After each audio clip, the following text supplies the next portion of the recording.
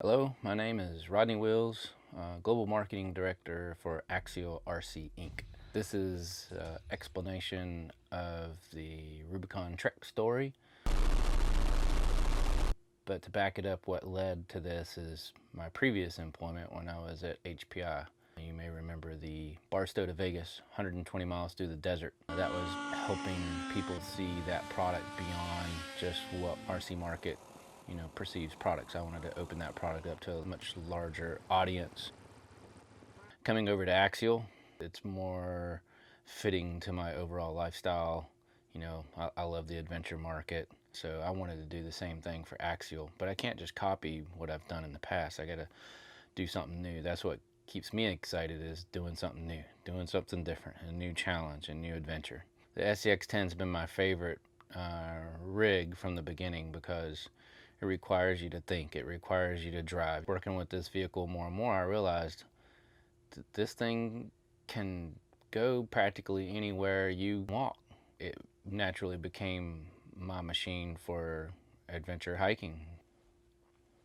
When we started the Jeep licensing deal, I started talking with Brad Dumont. I started asking him, technically, how far can we go? How, can we do this? Can we do that? And once I knew technically the vehicle could do practically anything we wanted to do, we started looking at all these different, famous trails. And it just became quite obvious with the Jeep relationship that the Rubicon would be the trail. And we didn't know if we were going to be able to commit the kind of time that it would take to do the Rubicon, but we got really inspired when we saw that Jeep was hesitant over giving us the trail rating badge that's on the side. Like, they gave us the Jeep emblem, the Jeep grill, they gave us all the things that are super famous for the Jeep, the logo and the grill, the 7 bars. But I took it as a personal challenge when they were hesitant when we had to go back and ask specifically for the badge. So I'm like, all right, then I want to prove that we can also go to the Rubicon and earn that sticker. I wanted to earn that, it's like the Boy Scouts, the merit badge. I wanted to say, hey, SCX10 can go the distance. So once we started honing in on okay, we're going to do the Rubicon, we started doing some battery testing, and all this is still, you don't really know until you get out there, so you kind of go over equipped. We took additional batteries, battery chargers. We were like, we're not coming out of those woods until that thing goes the distance. It was a true, expedition for the SCX10. So that it all just kind of came from there. It was like, all right, we're gonna do this thing. That's where it all began, and the rest of it was just like, okay, well, let's figure out how this is gonna happen. We start putting all the stuff together, and my biggest concern: food, water, getting all the supplies there. Brad, you're 100% in charge of that RC rig. That's your baby. Like, I will get you there. You're gonna have to hike the Rubicon, but you're gonna have to get the RC rig through the Rubicon. Scott G, your job is to drive the full-size Jeep through the Rubicon. My job's going to be carry these cameras around and document this whole thing. Everyone knew what they were responsible for. The only wild card was, my choice of food, but I was very limited by the amount of space we had.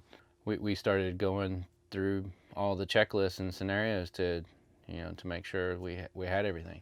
Then you start driving up there. It's about a 10+ hour drive from Axial headquarters to the trailhead of the Rubicon.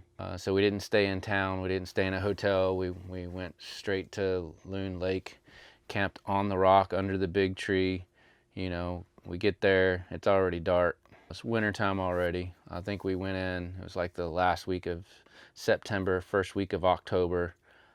Typically, all of the trail running is finished by this time.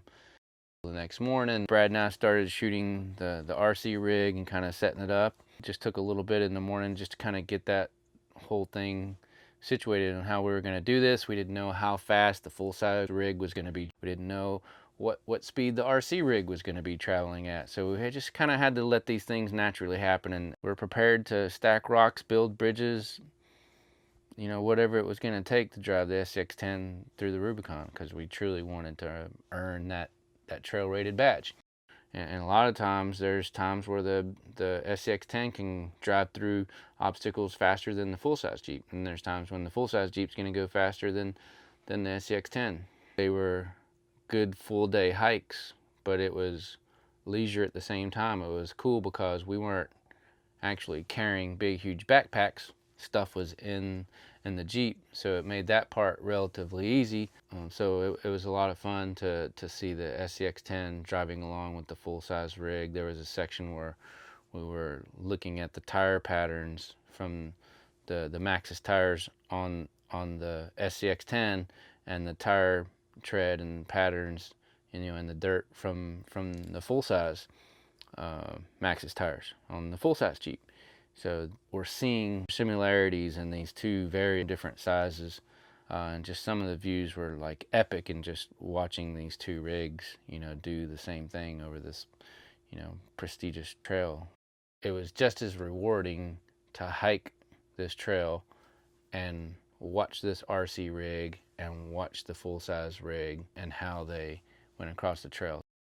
Each person had their own special reflection of what the Rubicon meant for them. And over the evening meal, we kind of talked about all this stuff and shared all this stuff together. And I think the end result was the same for everyone. A feeling of accomplishment and feeling of pride, and you know, just ecstatic to be out there doing it. The biggest risk I took on my part was just food. I got meat eaters with me. I couldn't take coolers, I couldn't take a cow, I couldn't take, you know, a refrigerator, you know, big huge barbecue grill and all that kind of stuff. It was just impractical, time consuming, and just didn't have the space for it. So I went the Mountain House route, which is a freeze-dried food that I've used quite a bit in my backpacking adventures. It's just a little bag, add 1.5 cups, 2 cups of water, boiling water, you know, heat water, put it in a bag, stir it up and eat. Like every Mountain House meal I've had has been like, oh wow, I can eat that. I don't have to be on a camping trip to eat that. Like there's a lot of flavor in that little bag. We solved that problem the first lunch we had. We stopped, I boiled water, have a little jet boil stove, just, you know, put up the bags, heat up the water, dispersed it, give it to them, they stir it up, they mix it, and they started eating. And they're like, wow, this is good, this tastes good. And I'm like, whew. We didn't have any failures of any parts on the trail. Again, SCX10, flawless, like out of the box. Like Brad just did a general check of the vehicle for the trip. There was no upgrades added. It was literally pulled out of the box, put the battery in it, go do the Rubicon. That's really the Rubicon Trail story. It was a lot of fun, and I'd like to see you guys get out there and document some of your own trails in your own backyard. You know, maybe they're 1-day adventures, maybe they're 2-day adventures, 3-day backpack, you know, travel along. So maybe you guys got some UTVs. This is just our story to share with you so you can be inspired and share some stories back with us, and join in the Axial adventure spirit, and you know, go have fun.